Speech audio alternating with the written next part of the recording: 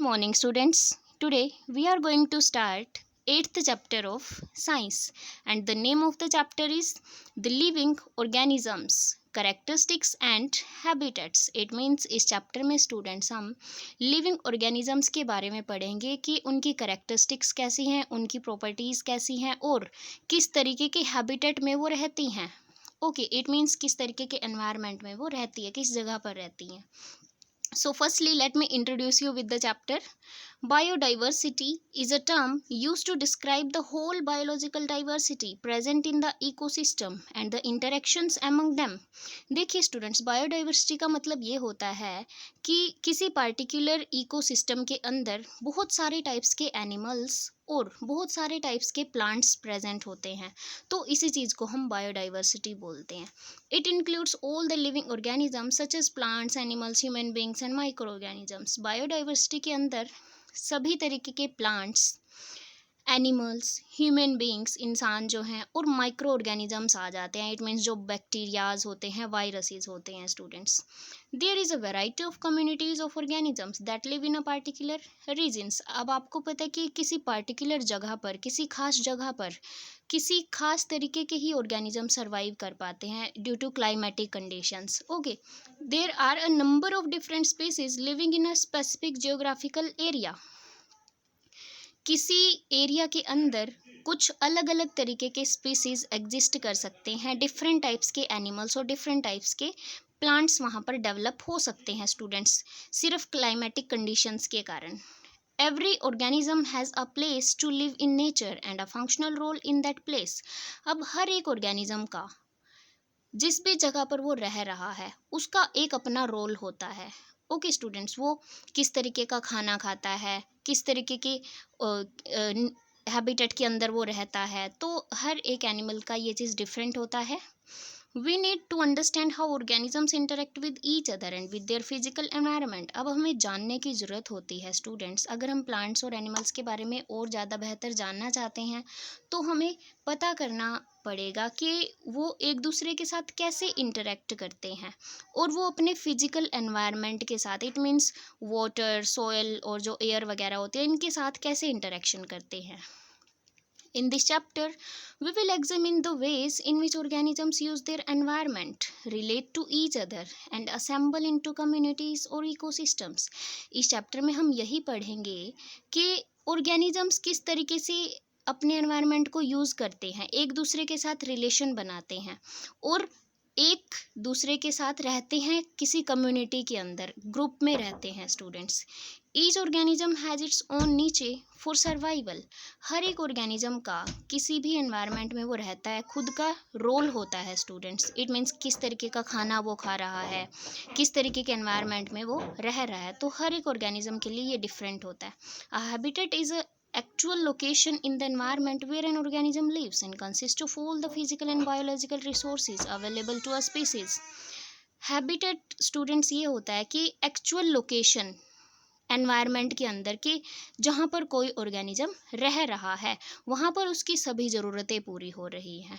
Okay, सभी physical और biological resources को वो यूज़ कर पा रहा है, प्लांट्स का यूज़ कर पा रहा है, वो एनिमल्स का यूज़ कर पा रहा है, दूसरे एनिमल्स का, और वो एयर, वाटर, सॉयल वगैरह का भी यूज़ कर पा रहा है स्टूडेंट्स. उसकी सभी ज़रूरतें उसके हैबिटेट के अंदर पूरी हो जाती हैं बच्चों.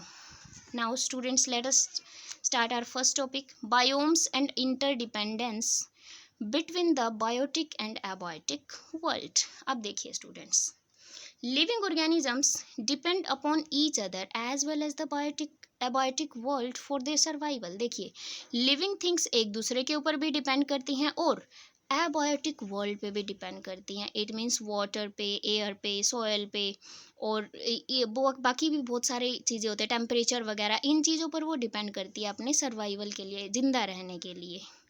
They can not survive in isolation. वो अकेला एग्जिस्ट नहीं कर सकती हैं. The earth experiences a variety of climatic conditions which make it suitable for survival of different species. अब अर्थ के ऊपर आपको पता है कि बहुत सारे तरीके के टेम्परेचर्स एग्जिस्ट करते हैं।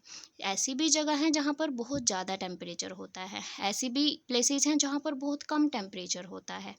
तो वो हर एक एनिमल के लिए, हर एक प्लांट के लिए सुटेबल कंडीशन प्रोवाइड कर देती है। अर्थ जो है हमारी एक ऐसा प्लैनेट है जहाँ पर जीवन संभव है।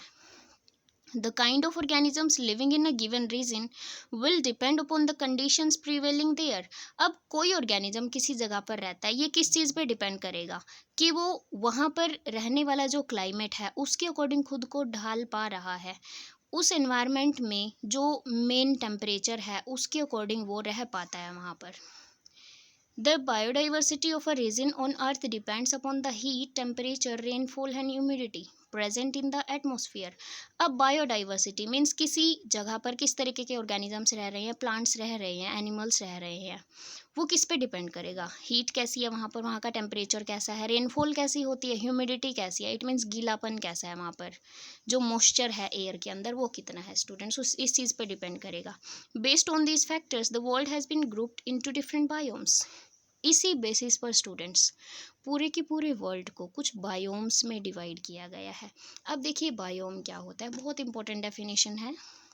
A biome is a region of the earth surface and the particular combination of climate, plants and animals that are found in it. Biome एक ऐसा रीजन होता है, ऐसी जगह होती है अर्थ के सरफेस पर जहाँ पर कुछ पार्टिकुलर क्लाइमेट है, पार्टिकुलर तरीके के प्लांट्स हैं, एनिमल्स हैं, वो पाए जाते हैं स्टूडेंट्स। बायोम ऐसी जगह है जहाँ पर कुछ पार्टिकुलर क्लाइमेट, प्लांट और एनिमल्स हैं जो उस क्लाइमेट के अंदर रह पाते हैं अच्छे से। It includes habitats of various types of organisms dwelling in that region. इसके अंदर हैबिटेट्स आते हैं अलग अलग तरीके के जो दूसरे ऑर्गेनिजम्स को रहना अलाउ करते हैं students. Organism dwelling, dwelling means रहना, किसी जगह पर रहना। ओके स्टूडेंट्स, इसके अंदर हैबिटेट्स आते हैं अलग अलग तरीके के। There are 5 biomes namely forest, desert, aquatic, grassland and tundra. We shall discuss each in detail. देखिए स्टूडेंट्स, इन्हीं बायोम्स के बारे में जो ये गिवन है आपको, मेनली 5 टाइप्स के हैं, forest, desert, aquatic, grassland and tundra. इनके बारे में भी स्टूडेंट्स इन चैप्टर में हम थोड़ा सा डीपली डिस्कस करेंगे। देखिए first, forest biome. Forest cover a third of the earth land. Forest जो है स्टूडेंट्स अर्थ का 1/3 हिस्सा कवर करे हुए हैं। The trees form the major features of forest biome. Trees होते हैं सबसे ज़्यादा, फॉरेस्ट बायोम में सबसे ज़्यादा क्या मिलेंगे आपको, ट्रीज मिलेंगे। The land area covered mostly by trees and plant form a forest. अब जो लैंड एरिया जिसके ऊपर ट्रीज हैं और प्लांट्स हैं वही क्या बना देते हैं, फॉरेस्ट बना देते हैं, जिसको हम जंगल बोलते हैं हिंदी में। A vast variety of plants and animals are seen in a forest. अब आपको पता है कि फॉरेस्ट के अंदर बहुत सारे टाइप्स के प्लांट्स और बहुत सारे टाइप्स के एनिमल्स रहते हैं।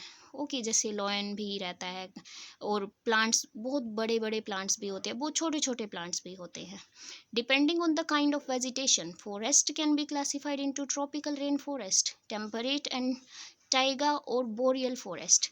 अब देखिए स्टूडेंट्स, वेजिटेशन के अकॉर्डिंग के किस तरीके की वनस्पति हैं वहाँ पर, किस तरीके के प्लांट्स वगैरह हैं, उसके ऊपर डिपेंड करते हुए फॉरेस्ट को हम क्लासीफाई कर सकते हैं 3 पार्ट्स में। Tropical rain forest, temperate forest और टाइगा फॉरेस्ट जो होते हैं। तो स्टूडेंट्स इनके बारे में हम डीपली पढ़ेंगे नेक्स्ट सेक्शन में। ओके स्टूडेंट्स, तब तक आपने यहाँ तक अपने चैप्टर को अच्छे से रीड कर लेना है स्टूडेंट्स। ओके, और बायोम की डेफिनेशन को अच्छे से लर्न कर लीजिएगा। Okay students, thank you.